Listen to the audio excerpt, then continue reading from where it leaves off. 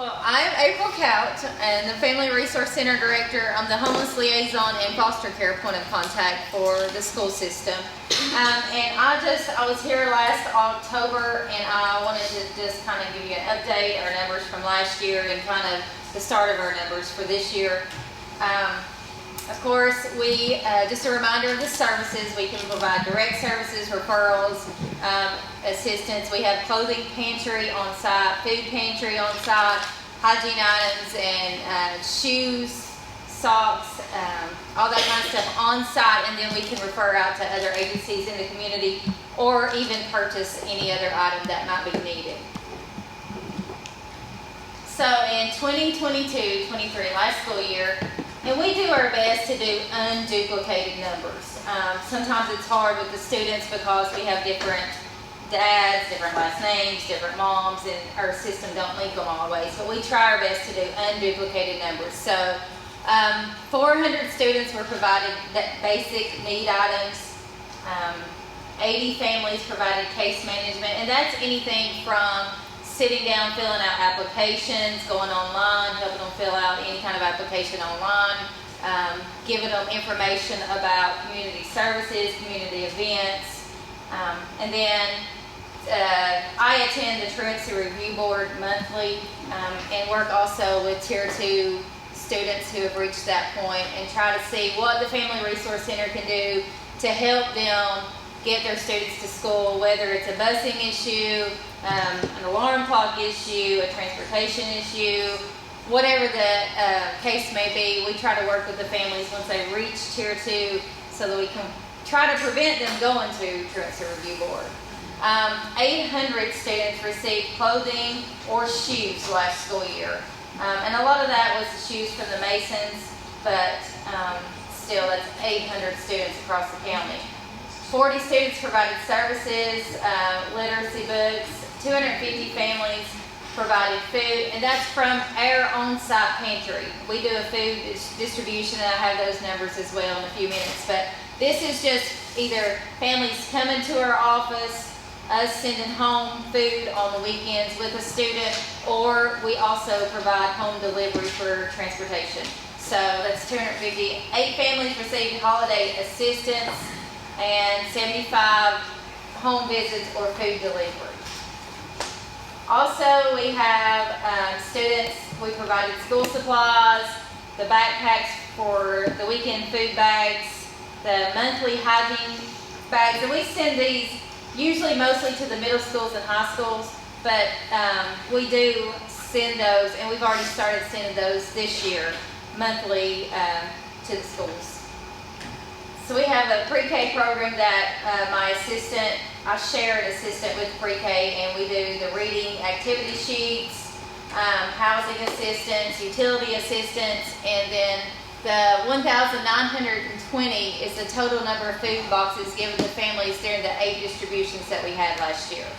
So we partner with Second Harvest to do monthly distributions at both high schools, and the JROTC classes are the ones that take the food off the truck, put it in the back of the car, and they just move on through the line.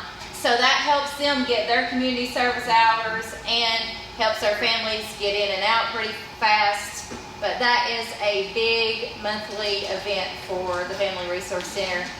Anywhere from 200 to 300 families per distribution.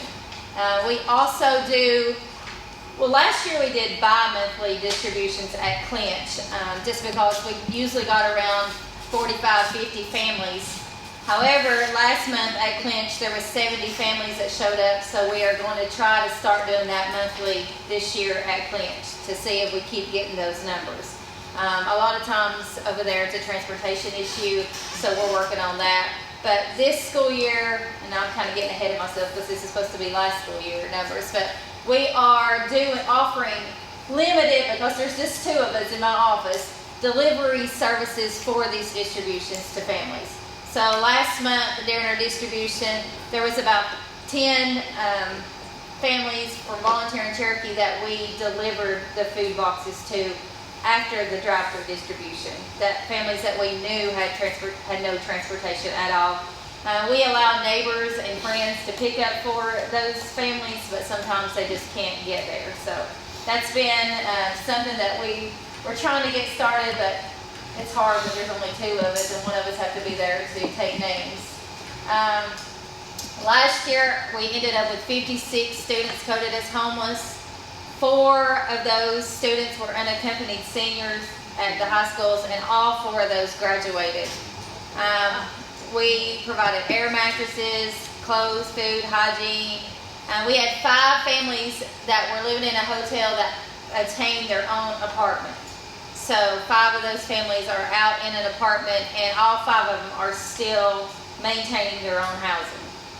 13 families were provided transportation assistance, and that's through the McKinney-Vento. We provide gas reimbursement to those families to make sure the kids get to stay at the school they started in during the school year and not having to switch schools every time the family moves.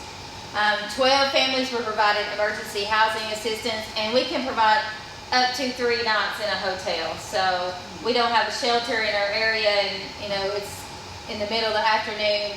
A hotel is the easiest place to put a family. That way they kind of get their mind settled down. They can kind of chill out for a few days and work on where they're going to go next. And then special busing routes, we arranged for 3 students to get them to their school of origin. So not just basic needs, but we do help families with all sorts of things. And this is kind of just a highlighted. This is like your ESPN highlights here. Because I could not list all the crazy things that come up every now and then. But we provided 3 new reading books for 2nd and 3rd grade students at Clinch. That way they could take those home, add them to their home libraries. And our goal was to boost Ames Web scores, and that their reading scores did come up from their scores from the beginning of the year. We paid 9 families electric or water bill that had their utilities shut off. So the kids were coming to school, they didn't have electricity, they didn't have water, and so we were able to pay that for 9 families. And that's 9 families that could not get assistance anywhere else. When a family needs that kind of assistance, I always sit down with them. Have you called this place? Have you tried this? And these 9 families had either exhausted all other resources or just wasn't eligible for those. Purchase birth certificates from different states. Sometimes those are hard to get because of online requirements and different things. So we helped get those students the birth certificates where we could put them on file at our school. Our homeless students do not have to have birth certificates to be enrolled, but we need to get those to get them in the files. I actually purchased a hot water heater for a family, which is a little crazy and kind of out there a little bit, but the schools, and there is a kid in 3 schools, and every school was calling. The kids were getting made fun of. They were coming to school in dirty clothing. The kids were dirty. So when I called her and asked her, are they taking baths? Do you need hygiene? She said that their hot water heater was like a 13-gallon or 5. It was something super small. And only one kid could take a shower a night. And she'd have to wash their clothes in cold water, which sometimes didn't get all the dirt, the smell out. So I asked her how we could help her because, just providing the hygiene and stuff wasn't helping. And she said if there was any way that they could get more hot water, then she felt like that would help. So I called Lowe's, and they gave us a super deal on a hot water heater. Just so happened one of her in-laws knew how to put it in, was a plumber. So all that worked out, and according to the schools, the kids were coming to school cleaner. There wasn't a hygiene problem any longer. So that really was a kind of an outside the box kind of thing, but I'm glad we were able to help them. Prepaid internet for a family. The kid was behind on homework. He lived in an area he lived in a place where the internet was kind of iffy at night, and then they got cut off completely because of non-payment. So we were able to get him some internet set up for a month where he could catch up on missing assignments.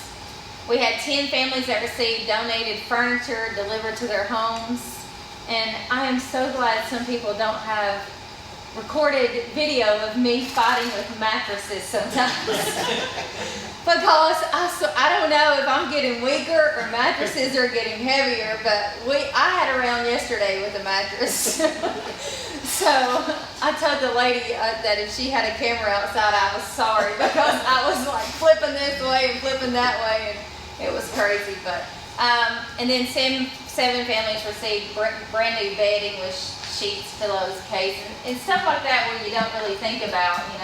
The kids are coming to school and they're saying they're getting cold at night, or they just kind of don't have sheets. A lot of them just sleep on plain old mattresses. 5 families living in a hotel were provided hot meals for Christmas, and we did a pickup of the meals at Food City. So it was like a ham or a turkey, whichever one they chose, mashed potatoes, green beans. It was a whole meal, because they were living in the hotel and had no way of cooking anything except whatever the microwave would hold. Helped the family get their belongings out of storage where they could move into their apartment. They got a little behind on a storage bill, and that was the only thing that was keeping them from getting into their apartment. So we were able to pay that off. We can do pest control, raids, whatever they need. We partner every year with the Scottish Rites Masons for shoes. And our elementary school kids, they receive the shoes, and they're on cloud 9. But the high school kids, sometimes they're more, I guess, brand conscious, and some of the shoes that we were sent from the Masons were Velcro shoes. I call them old man shoes. Sorry if anybody has those on. That's what I call them. But instead of kind of giving those out to the high school students who I did not think would wear them anyways, we were able to use a donation account to get them some name brand shoes. There was only about 6 on the list anyways. So we were able to get them some better tennis shoes that, of course, their feet isn't growing as fast as elementary school. So hopefully that would last them for a little while. And just some other stuff. We've had a washer and dryer donation, and a family received that this year. So far this year, all that was last year. So far this year, we have, we gave out 38 pair of new shoes. We have 21 families referred for other assistance, and that's just community agencies and stuff. We had 226 families receive food during our September distribution, 48 boxes of food and hygiene from our office. And it says 22 students coded as homeless, but I had another one today, so that number is up to 23. So we're seeing more homeless families this year already. And then, of course, now it's 23, but we're providing gas reimbursement for 5 families. We've got 2 buses running special routes. We've purchased clothes. We've even had to get cleats for a football player, expedited enrollment, and we've had 3 families that have been coded by another school system that have moved into our county. So these families are moving around a lot. So we hope we can provide them with what they need while they're that way the kids might can have some stability in their schools. Academic supports, we do attendance. We're partnering with CTE this year and doing some things with their middle school classroom. All kinds of just different events and community collaborations, because there's no way that we could do this on our own, especially with the smaller budget that we have from the state. But anything that will help these kids get through school, get to school on time, get to school every day, get them ready for graduation, then we'll reach out. If we can't do it ourselves, we'll reach out to community partners. And this, and I know it's kind of hard to read, but this is a letter that I received from one of our families that I just call her my regular, but she's been visiting the Family Resource Center for several years. But it was just nice to kind of get a thank you, and just to let me and my staff know that what we're doing is really making a difference to these families. We can talk numbers and money and funding and stuff all the time, but when you actually see and hear from these families and knowing that, you're the reason that their kids are coming to school, you're the reason their lights on, it really kind of makes you feel good about the work that you're doing. Because some days it's frustrating, especially with the resources available in Hawkins County. Sometimes we're stuck and we can't find a way to get around something. So just a kind of nice little letter there. And then another letter, and this was from the principal at Hawkins Elementary School, and she sent me this email and let us know that what we're doing helps her school, helps her students, helps the classroom. So just throw that in there for you all to read. And anybody have any questions? Hope I didn't offend nobody with the old man's shoes. Always walk out. Matt's got on Velcro shoes. I just want to say thank you guys. You guys you provide a great service. Yeah, thank you. And it shows. Thank you. April will call sometimes in the evening, and I know that if it's a call after hours, it's usually an emergency that she's come upon. The water heater is an example of that, but there has not been a problem yet that April's been confronted with that she hasn't been creative enough and resourceful enough to meet. And I can't say enough about April, her staff, what they do. A lot of her parents she carries 2 cell phones, and one she does give out the number to, and she's got a number of parents that reach out for a variety of needs as presented here this evening. But I can't say enough about the support and assistance that April provides in some of the things as creative and outlandish perhaps as what you've been presented this evening. There are things that go above and beyond what was even presented tonight that she does on her own time, or grabs one of us to help with. I can't say enough about April, so thank you very much. Thank you. Thank you. I do have one question. April, when you're making these deliveries yourself, where are you driving? My car. So, we're talking about donations. If anyone out there is watching this meeting or reads about it in one of our newspapers, April could probably use a donated car to get started with to help make these deliveries, or a truck, minivan, semi-truck, a wagon and a good mule maybe. You're too much money.